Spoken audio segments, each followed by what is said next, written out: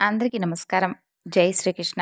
ఈరోజు విజయ ఏకాదశి, పైగా సోమవారం. పరమ పవిత్రమైనటువంటి ఈ రోజున ఈ కథలను విని స్వామివారి అనుగ్రహాన్ని పొందుదాం. మాఘమాసం కృష్ణపక్షంలో శివరాత్రికి ముందు వచ్చే ఏకాదశిని విజయ ఏకాదశి అంటారు. ఈ రోజున ఉపవాసం ఉండి శ్రీ మహావిష్ణువును పూజిస్తే చేపట్టినటువంటి ప్రతి పనిలో విజయం తథ్యం. అలాగే స్వామివారి గురించి నామస్మరణ చేసినా, స్వామివారి లీలలు తలుచుకున్నా కూడా వైకుంఠ ప్రాప్తి కలుగుతుందని పురాణ వాక్కు. సాక్షాత్తు శ్రీరామచంద్రుడే ఆచరించినటువంటి విజయ ఏకాదశి వ్రతకథను ఇప్పుడు మనం తెలుసుకుందాం. ఏకాదశి వ్రతం ఆచరించినటువంటి పుణ్యం లభిస్తుంది ఈ కథ వింటే. మరి ఒకనాడు రావణాసురుడి చెరలో ఉన్నటువంటి సీతాదేవిని విడిపించేందుకై శ్రీరామచంద్రుడు లంకకు చేరుకునే సన్నాహాల్లో ఉంటాడు. సముద్రాన్ని దాటి వానర సైన్యం లంకకు ఎలా చేరుకోవాలి అనే ఆలోచనలో ఉంటారు. ఆ సమయంలో లక్ష్మణుడు అక్కడ సమీపంలో నివసిస్తున్నటువంటి బగదలాభ్యుడు అనే ఒక ఋషి వద్దకు వెళ్ళి సహాయం కోరదామని చెప్పి సలహా ఇస్తాడు. అందుకు అందరూ కూడా అంగీకరించి ఆ ఋషి ఆశ్రమానికి వెళ్తారు. తన ఆశ్రమంలో అడుగుపెట్టినటువంటి శ్రీరామచంద్రుని చూసి సాక్షాత్తు శ్రీ మహావిష్ణువే వచ్చాడని చెప్పి తెలుసుకుంటాడు ఆ ఋషి. ఇక అయినప్పటికీ బగదలాభ్యుడు రావణుని జయించి విజయం సిద్ధించాలంటే విజయ ఏకాదశి రోజున ఉపవాస దీక్ష చేస్తే తప్పక విజయం ప్రాప్తిస్తుందని చెప్పి తన బాధ్యతగా సూచన చేస్తాడు. అప్పుడు శ్రీరామచంద్రుడు విజయ ఏకాదశి వ్రతాన్ని ఆచరిస్తాడు. ఆ తరువాత సేతువు నిర్మించి వానరులతో సహా లంకకు చేరుకొని రావణుని జయించి సీతాదేవిని తిరిగి తీసుకొస్తాడు. విజయ ఏకాదశి వ్రతం ఫలితం వల్లే విజయం సిద్ధించిందని చెబుతారు. కాబట్టి ఈ వ్రతం గొప్పతనం గురించి స్కాంద పురాణం, రామాయణంలో ప్రస్తావించారు. విజయ ఏకాదశి రోజు ఉపవాస నియమాలను పాటించినా లేకున్నా ఈ యొక్క వ్రతకథ విన్నా చదివినా కోరిన కోరికలు నెరవేరి సర్వకార్యాల్లోనూ విజయం సాధిస్తారని పురాణ వాక్కు. శ్రీరామచంద్రుడు ఆచరించినటువంటి ఈ వ్రతాన్ని ఆ తరువాత కాలంలో చాలామంది మహారాజులు ఆచరించి యుద్ధంలో ఎన్నో విజయాలను సాధించారు. దేహమే దేవాలయమని శాస్త్రం చెబుతుంది. మన మనసులోనే ఉన్న పరమాత్మను ఉద్దేశించి ఏకాదశి వ్రతాన్ని నియమంగా ఆచరించడం అంటే ఉపవాసం ద్వారా ఏకాదశేంద్రియాలను నిగ్రహించి పూజ, జపం, ధ్యానం లాంటి సాధనల ద్వారా ఆరాధించడం అని చెప్పి అర్థం. పంచజ్ఞానేంద్రియాలు, పంచకర్మేంద్రియాలు, మనసు అనేటటువంటి 11 ఇంద్రియాల ద్వారానే మనం పాపాలు చేస్తాం. ఆ 11 అజ్ఞానానికి స్థానం. అందుకే 11 స్థానాల్లో ఉన్న అజ్ఞానానికి ప్రతినిధి అయినటువంటి రాక్షసుని జయించి జ్ఞానాన్ని, ముక్తిని పొందాలంటే ఏకాదశి రోజు ఉపవాసం చేయాలని చెబుతారు. ఒక్క మాటలో చెప్పాలంటే ఉపవాసం ద్వారా మనలో ఉన్నటువంటి కుండలిని శక్తిని జాగృతం చేసి మూలాధార చక్రం నుండి స్వాదిష్టాన, మణిపూరక, అనహత, విశుద్ధి, ఆజ్ఞ చక్రాలను దాటుకుంటూ 7వదైనటువంటి సహస్రార చక్రంలో సహస్రార కమలంలో పరమాత్మను దర్శించి బ్రహ్మరంధ్రం ద్వారా జీవాత్మను సచ్చిదానంద రూపమైనటువంటి పరమాత్మలో ఐక్యం చేయడమే. మరి ఇంతటి పవిత్రమైనటువంటి ఈ ఏకాదశి రోజున ఓం నమో నారాయణాయ అనే అష్టాక్షరి మంత్రం, విష్ణు సహస్రనామం, అలాగే విష్ణు లీలలను పఠించినా విన్నా చెప్పినా సకల శుభాలు సిద్ధిస్తాయి. మరి ఈ ఏకాదశి రోజున స్వామివారికి సంబంధించినటువంటి మరొక చక్కని కథ గురించి తెలుసుకొని స్వామి అనుగ్రహాన్ని పొందుదాం. విదర్భ రాజ్యానికి రాజు భీష్మక మహారాజు. అతను శ్రీ మహావిష్ణువు, లక్ష్మీదేవికి చాలా గొప్ప భక్తుడనమాట. అతని భక్తి పూజలకు వారు ప్రసన్నులై ప్రత్యక్షమై వరం కోరుకోమని అడుగుతారు. అప్పుడు ఆయన మహాలక్ష్మీదేవిని తన కూతురుగా జన్మించమంటూ కోరుకుంటాడు. అప్పుడు శ్రీ మహావిష్ణువు తన అల్లుడవుతాడని ఆశిస్తాడు అతను. అలా కాలక్రమంలో అతని కోరిక తప్పక తీరుతుందని చెప్పి స్వామివారు అంతర్ధానమవుతారు. ఆ తరువాత భీష్మక మహారాజుకు 5 పుత్రులు జన్మిస్తారు.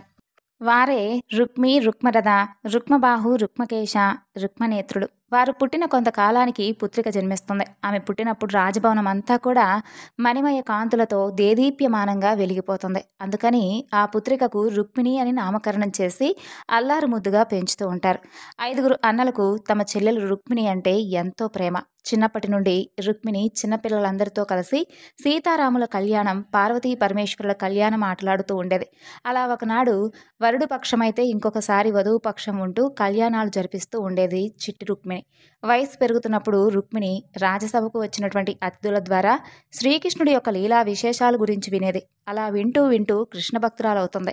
ఆమె కృష్ణలీల అభిరుచి తెలిసినటువంటి నారదుల వారు ఒకనాడు వచ్చినప్పుడు శ్రీకృష్ణుడి విగ్రహాన్ని బహుకరించిస్తాడు. అప్పటి నుండి రుక్మిణికి కృష్ణుడి యొక్క ఆరాధనే జీవనగమ్యంగా మారిపోతుంది. అలా యుక్త వయసుకు వచ్చినటువంటి రుక్మిణి శ్రీకృష్ణుడిని తన జీవిత భాగస్వామిగా ఆరాధించడం మొదలుపెడుతుంది. చెల్లులు, బంధువులు, ఆఖరికి తండ్రి భీష్మక మహారాజు కూడా ఆమెను కృష్ణుడికిచ్చే వివాహం చేయాలనుకుంటాడు.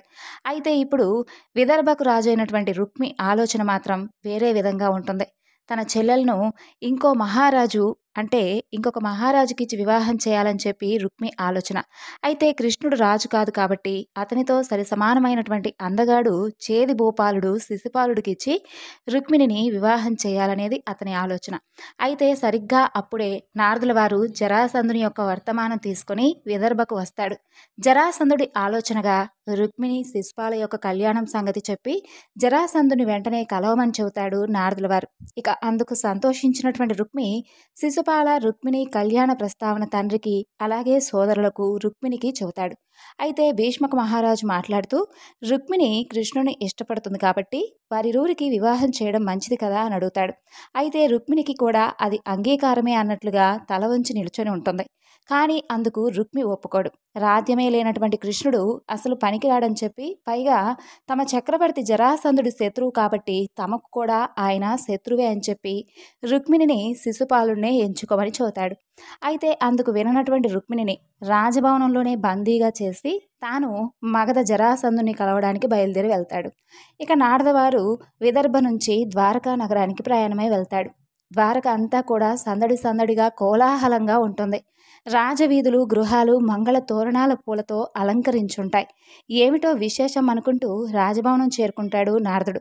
ఆయనకు వసుదేవుడు రోహిణి దేవకి స్వాగతం పలుకుతారు. మంచి సమయానికే వచ్చారు నారదుల వారు అంటూ, ఏమిటి వాసుదేవా, ఏమిటి ఈ ఉత్సవం, ఏమిటి ఇంత ఘనంగా ఉత్సవాలు జరుపుతున్నారు, ద్వారకలో అంతా కూడా రంగరంగ వైభవంగా ఉందే అని అడుగుతాడు నారదుడు. అప్పుడు వసుదేవుడు సమాధానమిస్తూ, పండగే మహర్షి, మా పెద్ద కుమారుడు బలరాముడు పర్వతరాజు రైవతుని కుమార్తె రేవతిని వివాహం చేసుకుని ద్వారకకు పత్ని సమేతంగా వచ్చాడు. తమరు కూడా వచ్చి నూతన దంపతులను ఆశీర్వదించండి అంటూ లోపలికి తీసుకుని వెళ్తారు. ఇక లోపల అంతా కూడా కోలాహలంగా ఉంటుంది. నూతన దంపతులను వచ్చిన వారందరూ కూడా ఆశీర్వదించి వెళ్తుంటారు. ఇక నారదుల వారు అక్షింతలతో బలరామ రేవతులని ఆశీర్వదిస్తాడు. ఆ తరువాత నారదుడు వెళ్ళి కృష్ణుడి పక్కన ఆసనంపై కూర్చుని పలకరిస్తాడు. కృష్ణుడు ఆయనకు నమస్కరిస్తూ, మంచి సమయానికే వచ్చారు నారద మునీంద్ర వారు. ఊరికే రారు కదా తమరు, దేనికి వచ్చారు, దీనికే వచ్చారా, లేదంటే జరాసంధుని యుద్ధానికి మరలా పురుగొలిపి చెప్పడానికి వచ్చారా అని నవ్వుతూ అడుగుతాడు. అప్పుడు నారదుల వారు, నారాయణ నారాయణ, ఎంత మాట, నా కార్యం అంతా కూడా జగత్ కళ్యాణం కోసమే కదా, తమకు తెలియనిదేముంటుంది స్వామి అంటాడు. అప్పుడు కృష్ణుడు నవ్వుతూ, అవును కదా మరి, ఈవేళ తమరి రాకకు కారణమేమిటో అంటాడు. అప్పుడు నారదుల వారు, కృష్ణ, అన్నగారి కళ్యాణం అయిపోయినట్లుంది, మరి తమరి వివాహం మాటేమిటి స్వామి అంటాడు. అప్పుడు కృష్ణుడు నవ్వుతూనే, ఈ నల్లనయ్యకు అసలు రాజ్యమే లేనివాడికి పిల్లనెవరయ్యా ఇచ్చేది, ఒకవేళ ఎవరైనా ఇద్దామన్నా మీరివ్వనిస్తారా ఏమిటి అంటూ జరాసంధుడికి నారదుల వారు ఇచ్చినటువంటి సలహా గురించి చురక అంటిస్తాడు కృష్ణుడు. అప్పుడు నారదుడు నమస్కారం చేస్తూ, ఓ స్వామి, నా చేత చేయించేది తమరు మరలా నాపై నింద వేస్తున్నారా, పోనీలేండి స్వామి, ఇంతకీ మా రుక్మిణిని ఎలా వివాహం చేసుకోవాలనుకుంటున్నారు, నన్నేం చేయమంటారో దానికి చెప్పండి, తప్పకుండా నా సహాయం మీకు అందిస్తాను అంటాడు. అప్పుడు కృష్ణుడు నవ్వుతూనే, ఎవరయ్యా ఆ రుక్మిణి, నేనెందుకు వివాహం చేసుకుంటాను, అయినా శత్రువుల అమ్మాయిని మనకెందుకు ఇస్తారయ్యా అని కృష్ణుడు ప్రశ్న వేస్తాడు.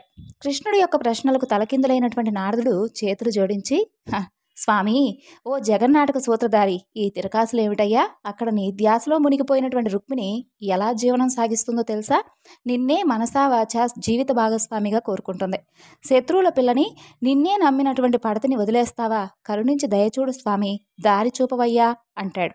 అప్పుడు కృష్ణుడు అంటాడు, చూడు నారదా, రుక్మిణి తన మనసులో ఉన్నది చెప్పి నన్ను అర్థించే వరకు నేనేమీ చేయలేను. శత్రువుల పిల్లను ఇష్టం లేకుండా తీసుకొచ్చానని నాపై నింద వేస్తారు అని చెప్పి కృష్ణుడు అంటాడు. అప్పుడు నారదుల వారు లేచి, స్వామి, మీ మనోగతం ఏమిటో అర్థమైంది కదా, నాకు అనుమతి ఇవ్వండి, తదుపరి కార్యం పూర్తి చేసి తమకు మరలా దర్శనం చేసుకుంటాను అంటూ బయలుదేరతాడు. ఇక రుక్మి మగధకు వెళ్ళి జరాసంధుని శిశుపాలుని కలుస్తాడు.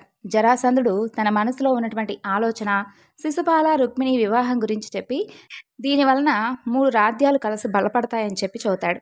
ఈ వివాహంతో ద్వారకలో ఉన్నటువంటి కృష్ణుని బయటకు రప్పించి ఓడించవచ్చులే అని చెప్పి తాము తమ చతురంగ బలాలతో వివాహానికి ముందరే విదర్భకు వస్తామని చెబుతాడు.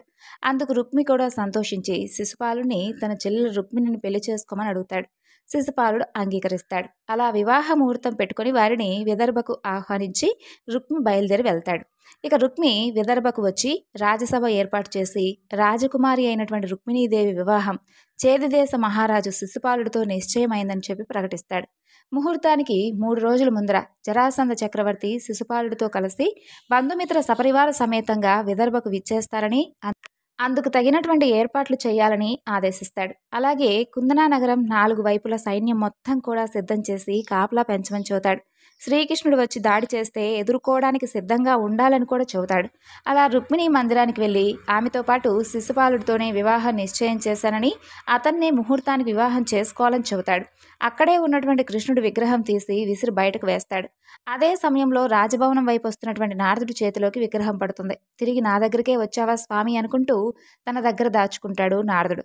ఇక రుక్మిణి అన్న వెళ్ళిన తరువాత తన తండ్రి అయినటువంటి భీష్మక మహారాజు దగ్గరకు వెళ్ళి ప్రాధేయపడుతుంది. తను కృష్ణుని ఇష్టపడుతున్నానని, శిశుపాలుని వివాహం చేసుకోలేనని అన్న రుక్మికి నచ్చచెప్పమంటూ బాధపడుతుంది.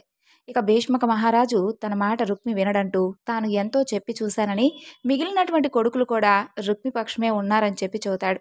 తాను అశక్తుడనని, ఆ దైవమే నీకు రక్షగా ఉంటాడమ్మా అంటూ ఆయన్నే కొలుచుకో అని చెబుతాడు.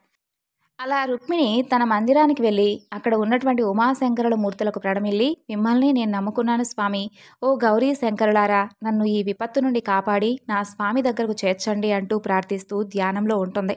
అప్పుడే రాజభవనంలోకి వచ్చినటువంటి నారదుల వారు మొదట రుక్మిణిని కలుస్తాడు. రుక్మి నారదుల వారికి ధన్యవాదాలు చెబుతాడు. ఆయన వల్లనే శిశుపాలుడితో బాంధవ్యం ఏర్పడుతుందని, తప్పకుండా వివాహానికి వచ్చి ఆశీర్వదించమంటూ కోరుకుంటాడు. అందుకు అంగీకరించినటువంటి నారదుడు తాను రుక్మిణిని కలిసి నచ్చజెప్పొస్తానంటాడు. రుక్మి నారదుల వారికి అనుమతిస్తాడు. అలా నారదుల వారు మందిరంలోకి వెళ్ళి ధ్యానంలో ఉన్నటువంటి రుక్మిణిని కలుస్తాడు. నారదుని రాక చూసి ఆసనమిచ్చి నమస్కరిస్తుంది రుక్మిణి. జరిగిందంతా చెప్పి తనను ఈ బలవంత వివాహం నుండి కాపాడమంటూ వేడుకుంటుంది. బాధపడుతూ ఉన్నటువంటి ఆమెను ఓదార్చి, ఇలాంటి విపత్కర పరిస్థితిలో నిన్ను కాపాడగలిగేది కేవలం ఆ గోవిందుడు ఒక్కడే, ఆయన్ను శరణు వేడుకో అని అంటాడు. నమ్మకస్తుడైనటువంటి వ్యక్తితో నీ మనసులో ఉన్నది కృష్ణుడికి తెలియజేసి వచ్చి తీసుకుని వెళ్ళి పెళ్లి చేసుకోమంటూ వర్తమానం పంపించమ్మా అని చెబుతాడు. అందుకు రుక్మిణి సందేహిస్తుంది. రాజరికపు ఆడపిల్లను కదా, ఇలా సందేశం పంపించడం తగునా? ఒకవేళ పంపినా స్వామి కరుణించి వస్తాడంటారా? అసలే శత్రువుల కన్యను కదా అని నారదుడిని అడుగుతుంది. అప్పుడు నారదుడు సమాధానమిస్తూ, ఆడపిల్ల కోరుకున్న వారికి ఇలా సందేశం పంపించడం ఆనవాయితీ కదా, కృష్ణయ్యను ఏమాత్రం సందేహించవద్దు. తనను కోరుకున్న వారికి ఎప్పుడూ అన్యాయం చేయడు స్వామి, తప్పకుండా వచ్చి తీసుకుని వెళ్తాడులే అని చెబుతాడు. సందేహించకుండా నమ్మిన వారితో సందేశం పంపించమ్మా అంటాడు నారదుల వారు. ఇక ప్రియ సమాగమ ప్రాప్తిరస్తు అంటూ ఆశీర్వదించి బయలుదేరి వెళ్తాడు. నారదుడు వెళ్ళిన తర్వాత రుక్మిణి ఆలోచనలో పడుతుంది. ఎవరిని కృష్ణుడి దగ్గరకు పంపించాలా అని ఆలోచిస్తుంది. ఎందుకంటే పొరపాటు జరిగితే దొరికితే అభాసు పాలవుతుంది కదా. అలాగే కృష్ణయ్యకు తన సందేశం వినిపించి తిరిగి వివాహ ముహూర్తం ముందే తనను కలవాలి. తన చిన్నప్పటి గురువు బ్రాహ్మణోత్తముడు అయినటువంటి అగ్నిద్యోతుల వారు గుర్తుకొస్తారు రుక్మిణికి. ఇక చెలికత్తె ద్వారా వెంటనే నగరం అవతల ఉన్నటువంటి కులదేవత గౌరీ అమ్మవారి ఆలయంలో కలవమంటూ వర్తమానం పంపిస్తుంది. అమ్మవారి దర్శనానికి వెళ్తున్నానని అనుమతి తీసుకొని నగరం బయట ఉన్నటువంటి అమ్మవారి ఆలయానికి చేరుకుంటుంది. అక్కడ అగ్నిదోతుల వారు ఇక్కడ వేచి చూస్తూ ఉంటారు. అమ్మవారి దర్శనం చేసుకుని చెలికత్తెలను బయట కాపలాగా ఉండమంటూ అగ్నిద్యోతుల వారి పాదాలకు నమస్కారం చేసి తన మనసులో ఉన్నటువంటి విషయాన్ని చెబుతుంది. ఆయనకు ద్వారకలో ఉన్నటువంటి కృష్ణుడిని కలిసి తన మాటగా చెప్పి విదర్భకు వచ్చి తనను తీసుకుని వెళ్ళమంటూ వేడుకుంటుంది. గోవిందుడే తనకు దిక్కని, వేరే ఇక ఎవరూ లేరని, తననే నమ్మి వేచి ఉంటానని కూడా చెప్పమంటుంది. అలా అగ్నిద్యోతుల వారు సంతోషంగా వెళ్ళడానికి అంగీకరిస్తారు. ఆ విధంగా దేవదేవుడికి శ్రీకృష్ణుడి దర్శనం లభిస్తుంది కదా అనుకుంటాడు. పైగా మీ ఇద్దరి వివాహ సంధానకర్తను అవడం నా పూర్వజన్మ సుకృతమమ్మా, తప్పకుండా ఇప్పుడే ద్వారకకు వెళ్తాను, శీఘ్రమేవ ఇష్టకామ్యాభి సిద్ధిరస్తు అని ఆశీర్వదించి బయలుదేరి వెళ్తారు. అలా రుక్మిణి తన చెలికత్తెలతో సహా రాజభవనాన్ని చేరుకుంటుంది. పార్వతీ పరమేశ్వరులను బ్రాహ్మణోత్తముడు త్వరగా ద్వారకకు చేరే విధంగా చూడండి అని ప్రార్థిస్తుంది. ఆమె ప్రార్థనలు వారు విన్నారో ఏమో తెలియదు కానీ నడిచి వెళుతూ ఉన్నటువంటి అగ్నిజ్యోతుల వారికి ముందర ఒక సారథి వచ్చి మంచి అశ్వాలతో ఉన్నటువంటి ఒక రథం వచ్చి ఆగుతుంది. సారథి రథం దిగి ఆయనకు నమస్కరించి అంటాడు, స్వామి, రథాన్ని అధిరోహించండి, తమను ద్వారక దగ్గర దాకా తీసుకుని వెళ్ళమని దేవేంద్రుల వారి ఆజ్ఞ అని చెబుతాడు. అలా అగ్నిజ్యోతుల వారు దేవదేవుడైనటువంటి రుక్మిణీ కళ్యాణంలో పాలు పంచుకోవాలని అందరూ కూడా ఉత్సాహంతో ఉన్నారేమో అనుకుని రథాన్ని ఎక్కుతారు. రథం ద్వారక వైపు పరుగులు తీస్తూ ఉంటుంది. ఇక రుక్మిణికి రోజులు గడిచి ముహూర్త సమయం దగ్గరయ్యే కొలది ఆందోళన, ఆతృత పెరుగుతూ ఉంటాయి. ఆ బ్రాహ్మణోత్తముడు అసలు వెళ్తున్నాడా? లేదంటే అలసిపోయి మార్గమధ్యంలో ఏమైనా విశ్రాంతి తీసుకుంటున్నాడా? లేదంటే కృష్ణుడిని అసలు కలిశాడా? అదంతా విన్నటువంటి కృష్ణుడు ఏమైనా నన్ను తప్పుగా అనుకున్నాడా? ఆ గౌరీదేవి దయ నా మీద ఉందా లేదా?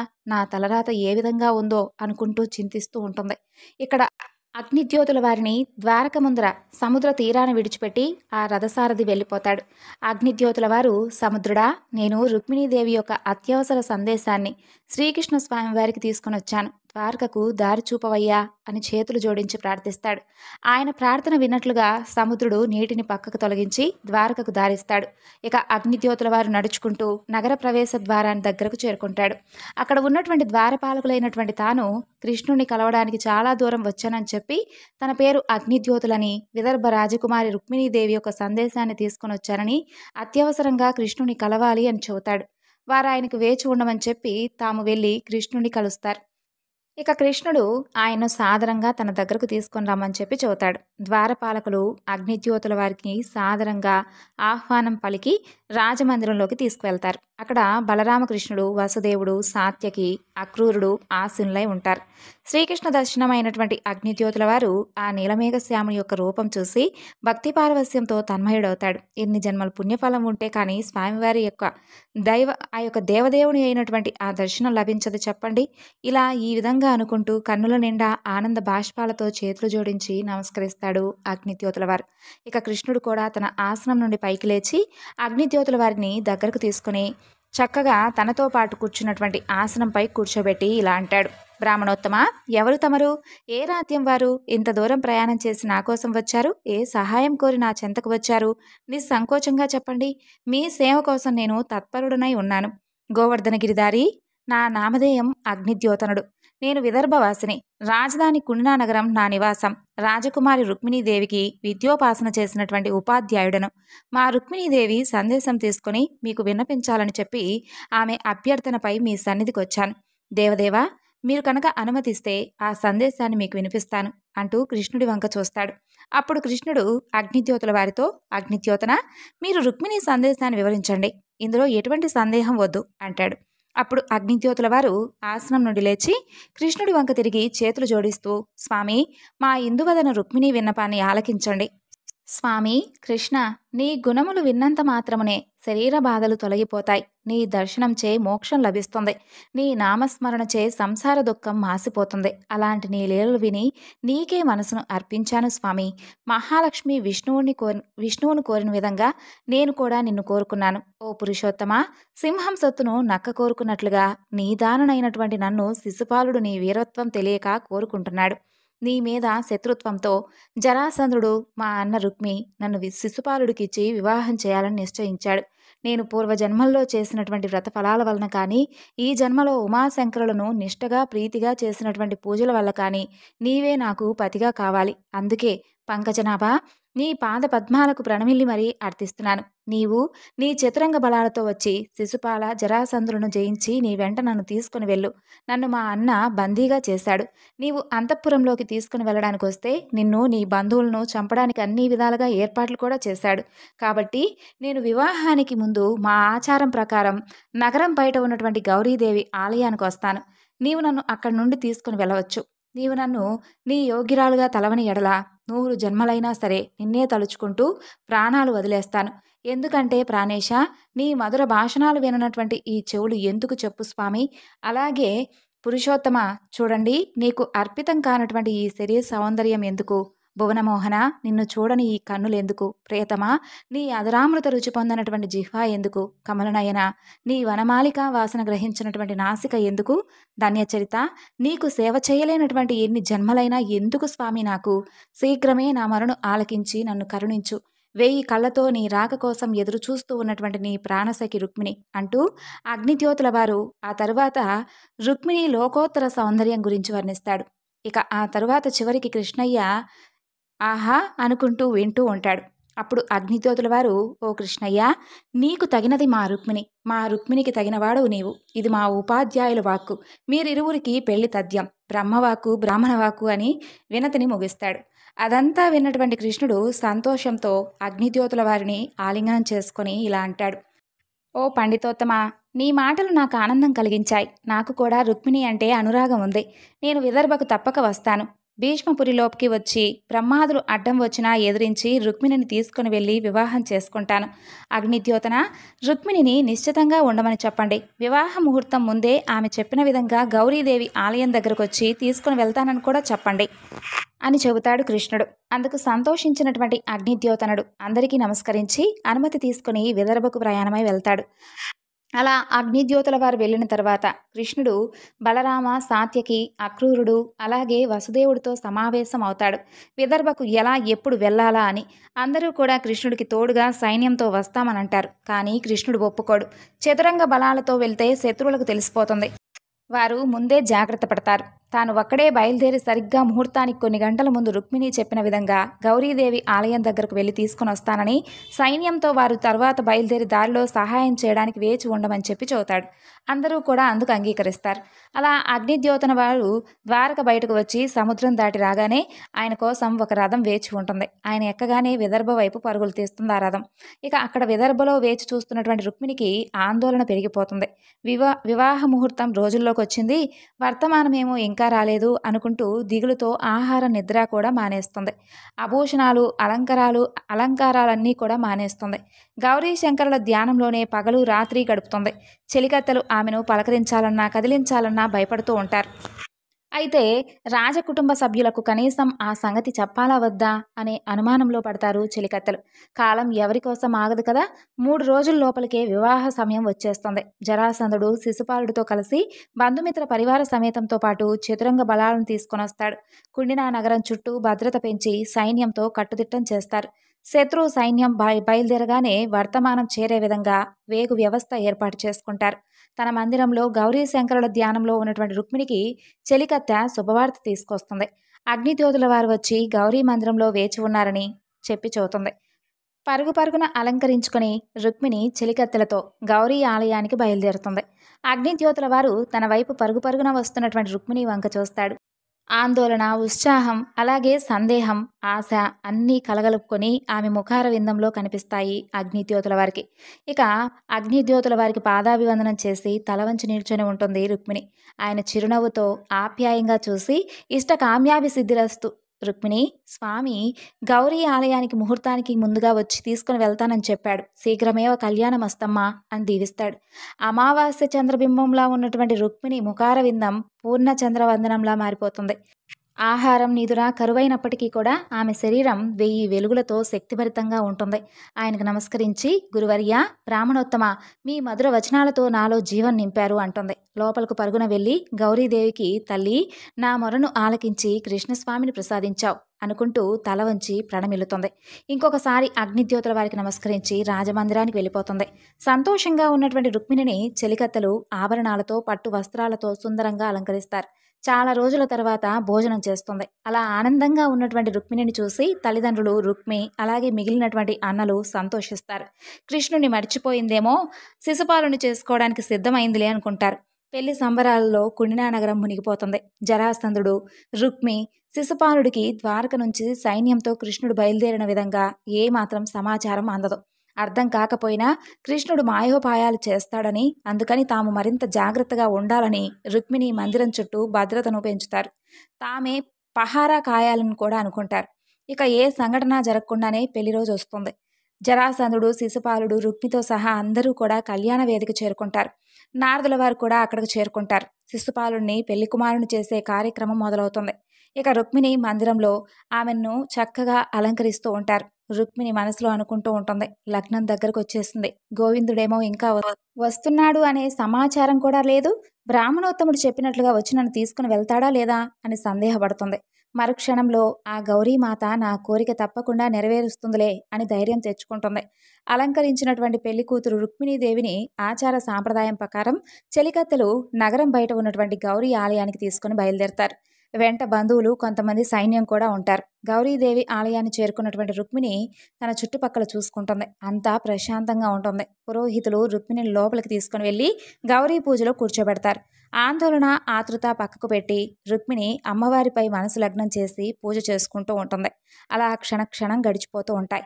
రుక్మిణి సంగతి తెలియదు కానీ ఆమె చెలికత్తెలకు ఉద్వేగంతో హృదయం వేగం పెరుగుతూ ఉంటుంది. వారందరూ అమ్మవారికి నమస్కరించి రుక్మిణి కోరినట్లుగా జరిగే విధంగా చెయ్యమ్మా అనుకుంటూ ప్రార్థిస్తారు. పైన ఆకాశంలో గంధర్వులు, కిన్నెర కింపురుషులు, దేవతలతో సప్త ఋషిగణం అందరూ కూడా చేరి రుక్మిణి కృష్ణుల యొక్క ప్రథమ సమాగమం కోసం వేచి చూస్తూ ఉంటారు. గౌరీ పూజ సుసంపన్నం అవుతుంది. అదే క్షణంలో బయట కలకలం మొదలవుతుంది. చెలికత్తెలు బయటకు వచ్చి చూస్తారు. ఎటు నుండి ఎలా వచ్చాడో తెలియదు కానీ కృష్ణుడు రథంలో వచ్చేస్తాడు.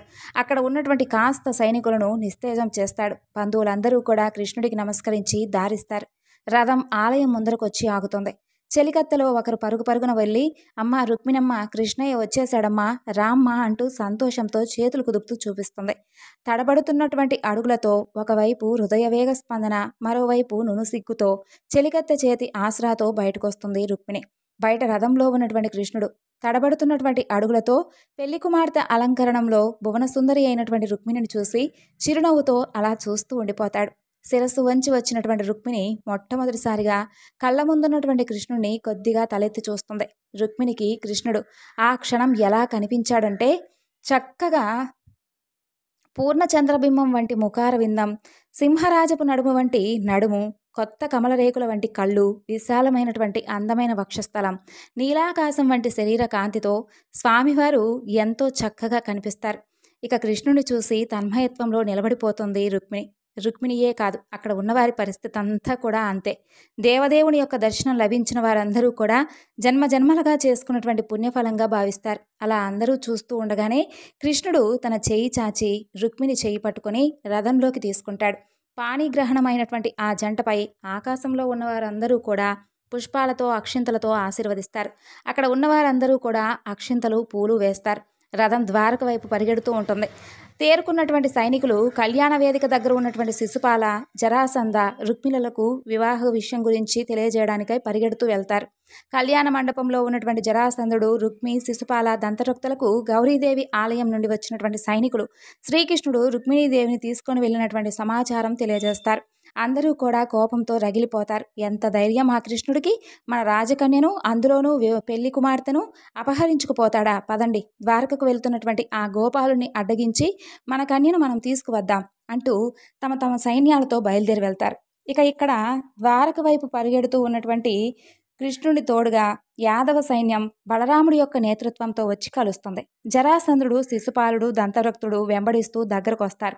దంతరక్తుడు ముందుగా కృష్ణరథం చెంతకు చేరి కృష్ణుడి మాటలతో తోలనాడుతూ ఉంటాడు. ఓ ఈ గోపాల, గోకులంలో వెన్న దొంగలించడం కాదు, మా అన్న శిశుపాలుని వధువైనటువంటి రుక్మిణిని తీసుకుని వెళ్ళడం, దొంగచాటుగా ఆలయం నుండి కన్యను అపహరించినటువంటి ఓ పిరికి పంద, మీసం లేకపోయినా రోషముంటే నిలిచి పోరాడు. ఇలా దంతవక్తుని యొక్క మాటలు వినలేకపోయినటువంటి రుక్మిణి తన చెవులు మూసుకుంటుంది. అది చూసినటువంటి గోవిందుడికి కోపం వస్తుంది. రథం ఆపి దంతరక్తుని వంక చూసి, దంతరక్త, ఈ క్షణంతో నీ ఆయువు తీరిపోయిందంటూ చక్ర ప్రయోగం చేస్తాడు. చక్రం రివ్వున దూసుకువెళ్ళి తోలనాడుతున్నటువంటి దంతరక్తుని శిరస్సును ఖండిస్తుంది. ఆ శిరస్సు భూమిపై దొర్లుతూ వస్తుంది. క్షణాలలో అతను విగత జీవుడవుతాడు. జరాసంధుడు, శిశుపాలుడితో సహా వస్తున్నటువంటి సైన్యం కంటికెదురుగా జరిగినటువంటి దంతరక్తుని హతం చూసి నిర్ఘాంతపోయి నిశ్చేష్టులవుతారు. అదును చూసినటువంటి యాదవ సైన్యం వారిపై యుద్ధం సాగించి తరిమి కొడుతూ ఉంటుంది. పలాయనమవుతున్నటువంటి సేనలను కృష్ణుడి ఉగ్రరూపం చూసినటువంటి జరాసంధుడు శిశుపాలుడితో, శిశుపాల, ఈరోజు విజయలక్ష్మి యాదవుల వైపు ఉంది, అందుకే వారు విజయం సాధిస్తున్నారు. మనం పోరు సాగిస్తే ఓటమితో పాటు మరణం తప్పదు. అనువు కాని సమయంలో తగ్గటం చాలా మంచిది. భార్య లేదని చింతవలదు, బ్రతికి ఉంటే ఇంకో భార్య దొరుకుతుందని సముదాయించి సేనలను వెనకకు మరలించి తిరిగి వెళ్ళిపోదామంటూ ఆదేశిస్తాడు. అది చూసి యాదవ సైన్యం జయ జయకారాలు చేస్తారు. అలా వెనక్కు తిరిగి వెళ్తున్నటువంటి జరాసంధుడు, శిశుపాలుడు, వారి సైన్యం చూసినటువంటి రుక్మికి అర్థం కాకపోయినా తన సైన్యంతో పాటు ముందుకు సాగుతాడు. దంతరక్తుని విగత శరీరం చూశాక అర్థమవుతుంది రుక్మికి. అయినా మొండి ధైర్యంతో కృష్ణుడి వెంబడిస్తూ ఉంటాడు. రుక్మిణి కృష్ణుల దరిదాపులకు రాగానే కృష్ణుడిని నిందిస్తూ ఉంటాడు. కృష్ణ, మా సరివాడవా, మా పాప కోనివా, ఎంత గొప్పవాడివి నీవు, ఏది వంశం, ఎక్కడ జన్మించావు, ఎక్కడ పెరిగావు, ఏది నీ నడవడి, ఎవరికి తెలుసు, సిగ్గులేనివాడు, మర్యాదలు తెలియవా, మాయోపాయంతో కానీ నిజరూపంతో శత్రువులను జయించలేవా, వాసుదేవుడవు కావు, వావి వరసలు లేవు అంటూ ఎన్నో దుర్భాషలాడుతూ ఉంటాడు. ఇక కృష్ణుడు ఉగ్ర నరసింహుడవుతాడు. విల్లు తీసుకొని బాణాలు సంధించి రుక్మి రథసారథిని అశ్వాలను పడగొడతాడు. కింద పడినటువంటి రుక్మి వైపు రథం దిగి కత్తి తీసుకొని దూసుకు వెళ్తాడు. అది చూసినటువంటి బలరాముడు రథం దిగి, కృష్ణ వద్దు, చంపద్దు, సంయమనం పాటించు, రుక్మిణి సోదరుడు, గుర్తుంచుకో అంటాడు. ఎక్కడి నుండి చూస్తున్నాడో కానీ నారదుడు కూడా శాంతపరచడానికి వస్తాడు. ఇక రుక్మిణి కూడా రథం దిగి రుక్మి దగ్గర ఉన్నటువంటి కృష్ణుడి పాదాలను తాకి, మధుసూదన, మా అన్న చేసినటువంటి తప్పును క్షమించి ప్రాణభిక్ష పెట్టండి, మా తల్లిదండ్రులకు పుత్రశోకం కలిగించండి అంటూ ప్రాధేయపడుతుంది. ఇక కృష్ణుడు తన యొక్క సహజ మందహాస రూపంలోకి వచ్చి రుక్మి వంక చూసి, బావా చూసావా, నీవు కాదనుకున్నా కూడా నీ చెల్లెలు నీ ప్రాణాలను రక్షించింది. అయినా బావవైనటువంటి నీకు సత్కారం చేయకుండా, ఇతరులు చూసి ఇలాంటి నిందారోపణ చేయకుండా ఉండడానికి నేను నీకు తగినటువంటి సత్కారం చేస్తానంటూ కత్తితో సగం మేసం సగం తల జుట్టు తీసేస్తాడు. ఇక బలరాముడు మాత్రం కృష్ణుడిని మందలిస్తాడు. ఇక రుక్మిణి ద్వారా బంధువైనటువంటి రుక్మి ఇలా చేయబడడం తగదు కదా అంటాడు. రుక్మిణి వంక చూసి, తల్లి, ఇలాంటివి మనసులో ఉంచుకొని కృష్ణుడిని ద్వేషించవద్దు, ఇలాంటి చేష్టలు కృష్ణుడు ఇంకా మానుకోలేదమ్మా అంటాడు. ఇక ఆ తరువాత బలరాముడు ద్వారకకు రుక్మిణి కృష్ణుల ఆగమనం గురించి వర్తమానం పంపిస్తాడు వేగుల ద్వారా.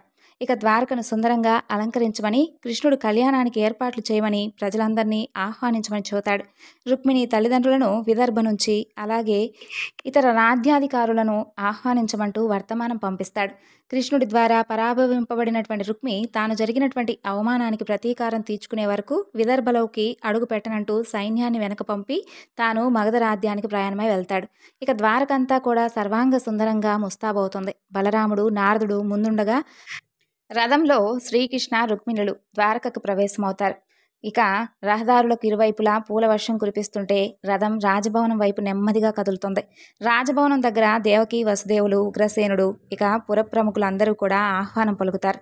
రుక్మిణి కృష్ణులకు మంగళహారతిచ్చి స్వాగతం పలుకుతారు.